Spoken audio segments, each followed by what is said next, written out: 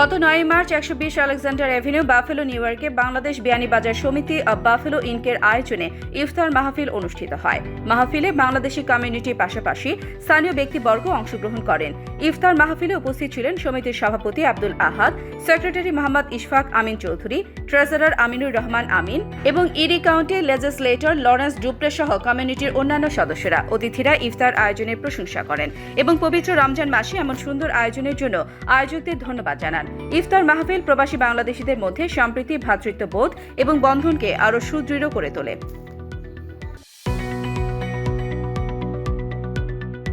Western new ইয়র্কের buffalo ও আশেপাশের এলাকায় রাস্তার পটহোলস একটি বড় সমস্যা। শীতকালে বরফ পড়ার পর রাস্তা কিছুটা মসৃণ মনে হলেও বসন্তের আগে তাপমাত্রা বাড়ার সাথে সাথে অসংখ্য পটহোলস আবার দেখা দেয়। এই পটহোলস গাড়ির জন্য মারাত্মক ক্ষতির কারণ হতে পারে। এই সমস্যা সমাধানে বাফেলো সিটি 2025 সালে $17 মিলিয়ন ব্যয় করে 175টিরও বেশি রাস্তা পুনরায় পিচ করার পরিকল্পনা করেছে। এছাড়া মার্চ থেকে ডজন খানেক রাস্তা মেরামত দল কাজ করবে। প্রয়োজন হলে প্রাইভেট ঠিকাদারদেরও নিয়োগ দেওয়া হতে পারে। বাফেলো ডাউনটাউনে পার্ল স্ট্রিট, কোর্ট স্ট্রিট ও মোহক স্ট্রিটের মধ্যবর্তী অংশকে সবচেয়ে বেশি পটহোলস যুক্ত রাস্তা হিসেবে চিহ্নিত করা হয়েছে।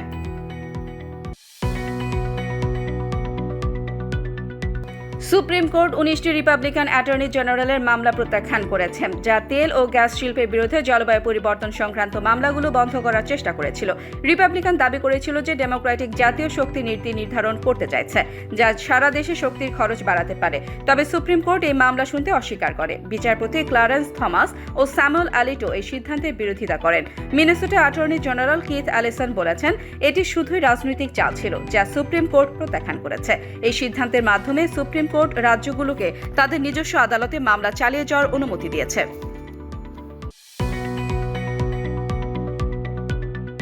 টি-মোবাইল ব্যবহারকারীরা ডেটা ব্রেচ নিষ্পত্তির অংশ হিসেবে এপ্রিল থেকে $25,000 পর্যন্ত পেতে পারেন। 2021 সালের আগস্টে একটি ডেটা লঙ্ঘনের ঘটনাকে কেন্দ্র করে টি-মোবাইলের বিরুদ্ধে একটি ক্লাস অ্যাকশন মামলা দায়ের করা হয়। মামলায় অভিযোগ করা হয় টি-মোবাইল সাইবার নিরাপত্তা ব্যবস্থা জোরদার না করে গ্রাহকদের ডেটা সুরক্ষায় অবহেলা করেছে। যদিও আর্থিক তথ্য ফাঁস হয়নি, তবে গ্রাহকদের ঠিকানা, জন্ম তারিখ, আইডি তথ্য এবং কিছু সামাজিক নিরাপত্তা নম্বর লঙ্ঘিত হয়েছিল। টি-মোবাইলের সিইও মাইক সিভার্ট ঘটনার পর দায় স্বীকার করে বলেন, গ্রাহকদের সুরক্ষা দেওয়ার ক্ষেত্রে আমরা আমাদের নিজস্ব প্রত্যাশা পূরণ করতে ব্যর্থ হয়েছে। টি-মোবাইল কোনো ভুল স্বীকার না করলেও মামলা নিষ্পত্তির জন্য $350 মিলিয়ন দেওয়ার সম্মত হয়েছে। যোগ্য গ্রাহকরা 2025 সালের এপ্রিল থেকে $25,000 পর্যন্ত পেতে পারেন। অর্থ বিতরণ পুরো মাস জুড়ে চলবে এবং পরিমাণ বিভিন্ন বিষয়ের উপর নির্ভর করবে।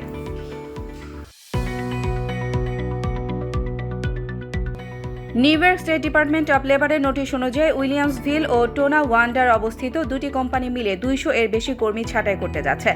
ট্রাই কর ডাইরেক্ট ইনকর্পোরেটেড একটি উৎপাদন কোম্পানি 112 জন কর্মী ছাঁটাই করবে। কোম্পানির স্থানান্তরকে এই বন্ধের কারণ হিসেবে উল্লেখ করা হয়েছে। এই প্রক্রিয়া 2025 সালের 30 মে শুরু হয়ে 2026 সালের 31 জুলাই শেষ হবে। অন্যদিকে Amazon delivery service partner EEDU LLC 129 জন কর্মী ছাঁটাই করবে। এই বন্ধের কারণ হিসেবে অর্থনৈতিক সমস্যা উল্লেখ করা হয়েছে। তাদের ছাঁটাই প্রক্রিয়া 5 মার্চ শুরু হয়ে 4 জুন শেষ হবে। মার্কিন প্রেসিডেন্ট ডোনাল্ড ট্রাম্পের শুল্ক নীতির ফলে বিনিয়োগকারীদের মধ্যে আতঙ্ক ছড়িয়ে পড়েছে, যার প্রভাবে মার্কিন শেয়ার বাজারে ব্যাপক দরপতন হয়েছে। সোমবার S&P 500 সূচকের 2.7% পতনে বাজার থেকে $4 ট্রিলিয়ন বেশি মূলধন হারিয়ে গেছে। নাসডাক সূচকও 4% কমে 2022 সালের সেপ্টেম্বরের পর সবচেয়ে বড় পতনের শিকার হয়। বিশেষজ্ঞদের মতে কানাডা, মেক্সিকো ও চীনের সঙ্গে ট্রাম্পের শুল্ক যুদ্ধ বাজারে অনিশ্চয়তা তৈরি করেছে। বিনিয়োগ কৌশলবিদ আয়াকো ইয়োশিওকা বলেন, বাজারের চিত্র নাটকীয়ভাবে বদলে গেছে। এশিয়ার বাজারেও প্রভাব পড়েছে। জাপানের নিক্কেই 225 সূচক 2.3%, দক্ষিণ কোরিয়ার কসপি 2% ও হংকংয়ের হ্যাং সেন্ট 1.5% কমেছে। প্রযুক্তি খাতেও ধস নেমেছে। টেসলা 15.4%, এনভিডিয়া 5% এবং মেটা, অ্যামাজন, অ্যালফাবেটের শেয়ারের দরও কমেছে। ট্রাম্প অর্থনৈতিক মন্দা নিয়ে মন্তব্য করতে অস্বীকৃতি জানিয়েছে।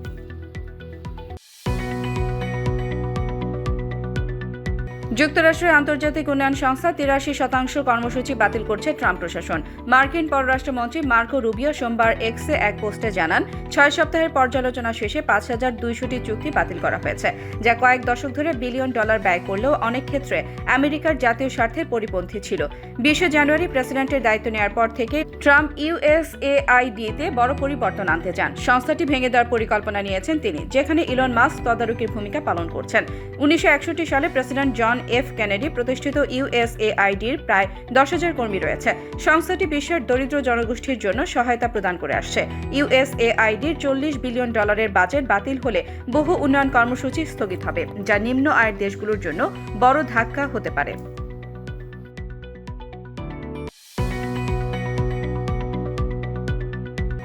গাজা উপত্যকায় বিদ্যুৎ বিচ্ছিন্ন করায় ইসরায়েলের তীব্র নিন্দা জানিয়েছে সৌদি আরব, কাতার ও জর্ডান। আন্তর্জাতিক সম্প্রদায়কে দ্রুত ব্যবস্থা নেওয়ার আহ্বান জানিয়েছে উপসাগরীয় দেশগুলো। জাতিসংঘ ইসরায়েলের এ পদক্ষেপের সমালোচনা করেছে। সংস্থাটির মানবাধিকার দপ্তরের মুখপাত্র সাইফ মাগাঙ্কো বলেন, গাজায় বিদ্যুৎ সংযোগ বিচ্ছিন্ন করা মানবিক সংকট আরও তীব্র করবে। পানি শোধনাগার, হাসপাতাল ও বেকারিগুলো বন্ধ হয়ে যাওয়ার ঝুঁকিতে পড়বে, যা সাধারণ মানুষের জীবনকে মারাত্মকভাবে বিপর্যস্ত করবে। আন্তর্জাতিক আইন লঙ্ঘন করছে ইসরায়েল বলে মন্তব্য করেছে জাতিসংঘ। মাগাঙ্কো বলেন, গাজায় দখলদার শক্তি হিসেবে ইসরায়েলের সাধারণ জনগণের মৌলিক চাহিদা নিশ্চিত করার দায়িত্ব রয়েছে। তবে বিদ্যুৎ বন্ধ রেখে সমষ্টিগত শাস্তি দেওয়ার চেষ্টা আন্তর্জাতিক আইন লঙ্ঘনের শামিল হতে পারে।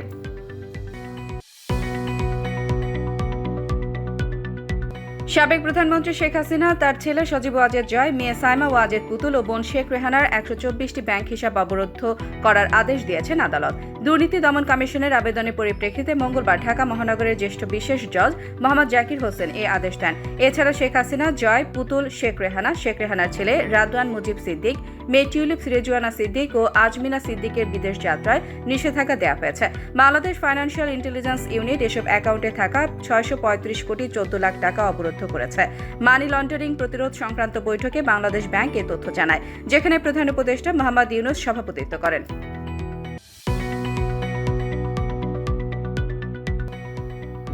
প্রবাসী বাংলাদেশিদের ভোটাধিকার নিশ্চিত করতে ৩টি পদ্ধতি নিয়ে কাজ করছে নির্বাচন কমিশন। সেগুলো হলো পোস্টাল ব্যালট, অনলাইন ভোটিং ও প্রক্সি ভোটিং। মঙ্গলবার নির্বাচন কমিশনার আবুল ফজল মোহাম্মদ সানাউল্লাহ জানান, প্রধান উপদেষ্টার ঘোষণার পর এ সংক্রান্ত কমিটি গঠন করা হয়েছে।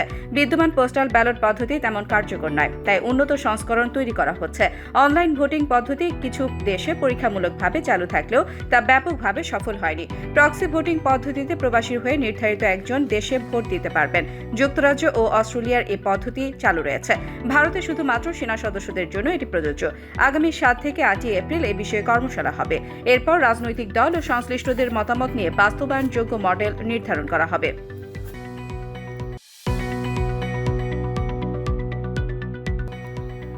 নারী টি-20 বিশ্বকাপ বাছাই পর্বে আর্জেন্টিনাকে ২৫ রানে হারিয়েছে ব্রাজিল। বুয়েন্স আইরেসে অনুষ্ঠিত ম্যাচে প্রথমে ব্যাট করে ব্রাজিল ২০ ওভারে ৮ উইকেটে ৬৯ রান করে। জবাবে আর্জেন্টিনার নারী দল ১৫.১ ওভারে ৪৪ রানে অল আউট হয়। শুরুতে দুই ওপেনার আলবের্তিনা গালান ও মালেনা লুও মিলে ২২ রান তুললেও এরপর ব্যাটিং ধসে পড়ে আর্জেন্টিনা। ব্রাজিলের নিকোল মন্তেইরো ৭ রান দিয়ে ৫ উইকেট নিয়ে ম্যাচ সেরা হন। ব্যাট হাতে ব্রাজিলের অধিনায়ক কারোলিনা নাসিমেন্তো সর্বোচ্চ ১২ রান করেন। ৪ দলের ডাবল লিগ টুর্নামেন্টের শীর্ষ দলটি গ্লোবাল রাউন্ডে যাবে। আগামী ১৭ মার্চ ফের মুখোমুখি হবে ব্রাজিল আর্জেন্টিনা।